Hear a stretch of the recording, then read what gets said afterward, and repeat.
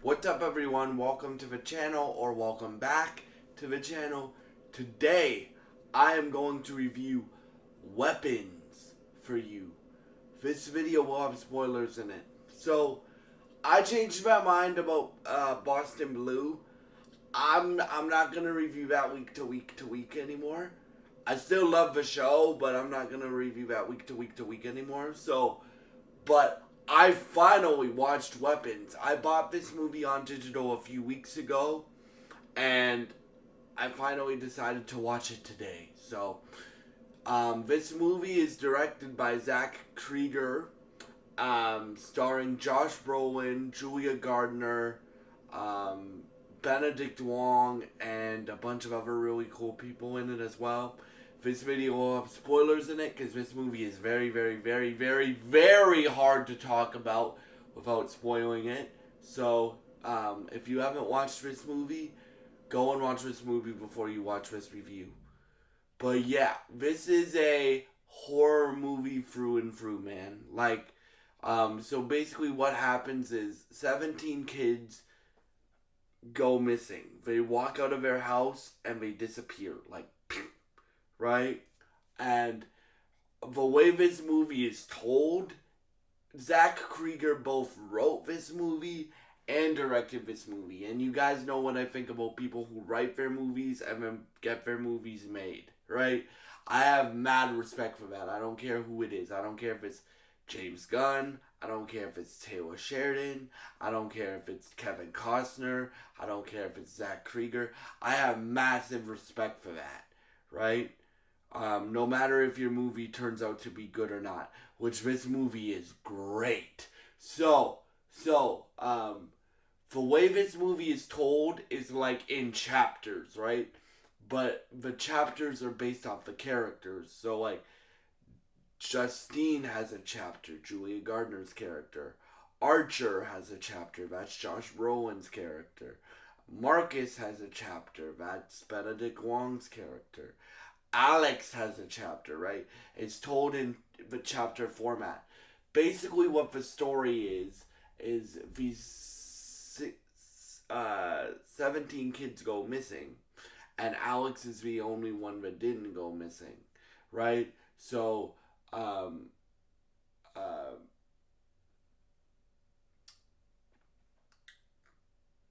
Justine is like, parents are looking for Justine because they think Justine had something to do with it, right? Because she's the new teacher in town and stuff like that.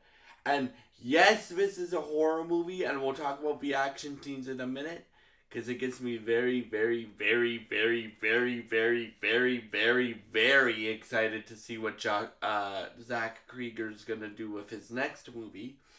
But, but like, this movie has phenomenal performances in it. Like, you haven't seen Josh Brolin in this movie in anything like you've seen him in this. Usually Josh Brolin, especially now, is playing like the like, I'm gonna fuck you up character.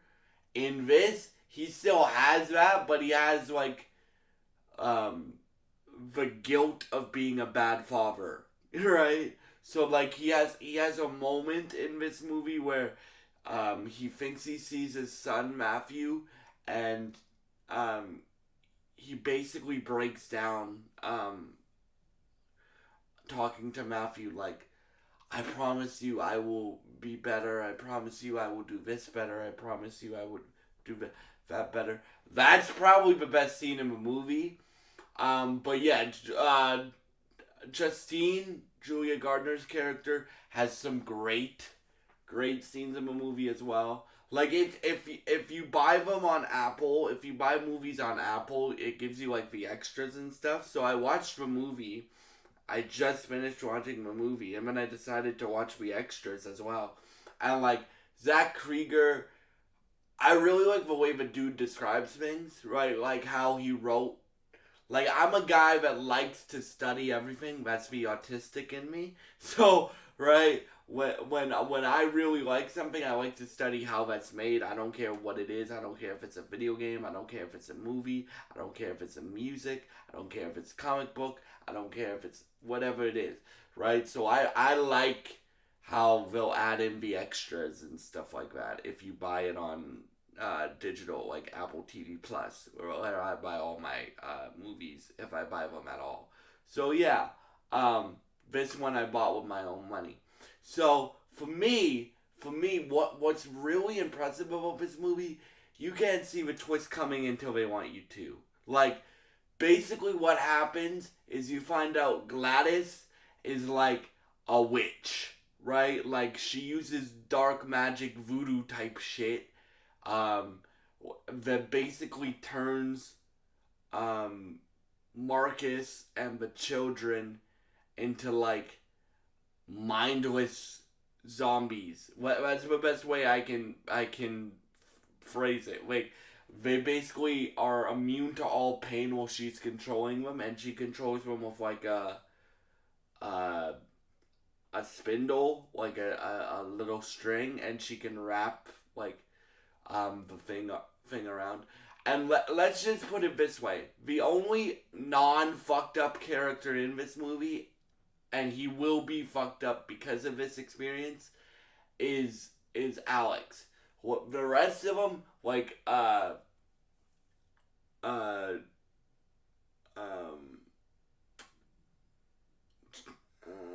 Justine is either a recovering alcoholic or she is an alcoholic. Archer is looking for his son and he'll do any means necessary. Paul has anger issues. Um, James is like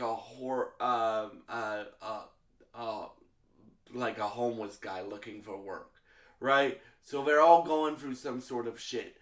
But Alex gets manipulated in this movie because what Gladys basically tells him is, you don't do what I tell you to do, your parents get killed. I can make your parents kill yourself.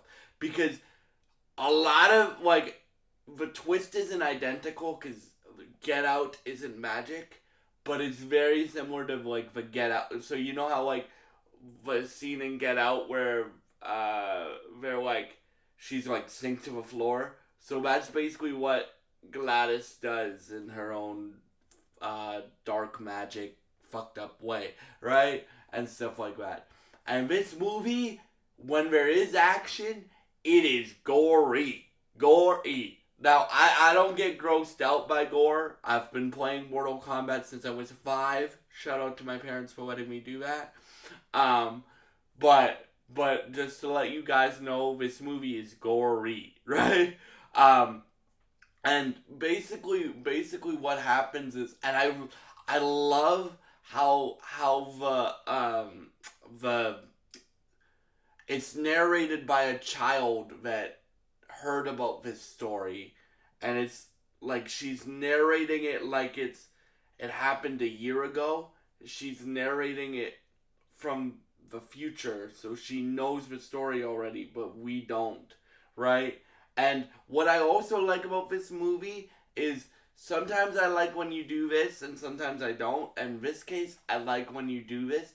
You're not ahead of the characters. You find out things as the characters find out things. So, like, as the chapters of the movie go on, it starts to get more and more and more and more and more crazy until the last chapter, right? And stuff like that.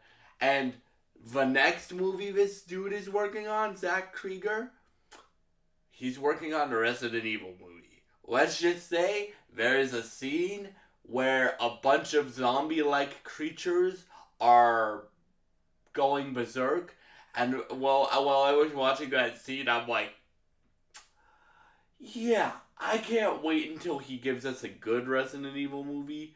No offense to what's the dude's name? What's the no offense to the guy that directed the other 5 Resident Evil movies with his wife, but those movies weren't video game accurate. This dude, I have faith in him making a great Resident Evil movie. right? Because the way that he does d- does like the action scenes, like the way that he does like the action scenes. Like, keep in mind, guys, this movie is it's a plot first movie, which means there's not like tons of action in it until like the third act. But when there is action in it, it's really, really, really, really, really well done, right? So this movie's a slow burn, but like again, the performances alone are just good enough to watch. And the kid actor that they have for Alex, like if Alex didn't work in this movie, like I know it's led by Julia Gardner and Josh Brolin, but if Alex didn't work in this movie, because uh, then the movie would have fallen apart. Then the movie would have fallen apart, and Alex, like the kid who plays Alex, is gonna have a future in cinema. Let's just say that. And he's only 9, bro. He's gonna have a future in cinema. I promise you that. Um, so yeah, for me, this movie, as you can tell, really, really, really, really, really impressed me. Again, it's a slow burn, but it's worth it. Like throughout the movie, it's a 2 hour and 15 minute movie, I think. Throughout the movie, I was like, where are they gonna go? What are they gonna do? And as you start to figure stuff out, or you think you start to figure stuff out, like I thought Gladys was gonna be on Alex's side. I was dead wrong about that because Gladys is an evil, evil, evil person, right? So I'm like, because uh uh, uh I I I I thought Gladys was gonna take out the bullies of Alex because Alex gets bullied a lot in like different parts of this movie. But nah, bro. Like she manipulates Alex into doing what she wants, and then Alex is the one to send over zombies. Is the best word, but like mind controlled children after her, right? And there's this like the last like action scene of a movie is when all the children are running after Gladys, and Gladys is an old lady, right? So she can run, but she can't like super super fast run like a 23-year-old like myself can run, right? And so like she gets caught, and like the children are like clawing her face and ripping off limbs and all that stuff. So again, very very very gory, but um, this movie is great. Again, it's a slow burn, but it's worth it, and stuff like that. And yeah, I think you'll really really enjoy this movie. And yeah, speaking of horror, I love the two It movies made by Andy Muschietti, the guy who is directing Batman: Brave and the Bold. And the new It series, Welcome to Derry, comes out tomorrow. So I will be reviewing that week to week to week to week on this channel every Sunday at 9.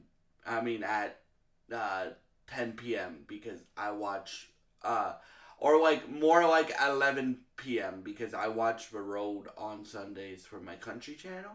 But I will be reviewing um, Welcome to Derry um, during the week because I love the two It movies. So yeah, and then today also I just bought on digital Anemone.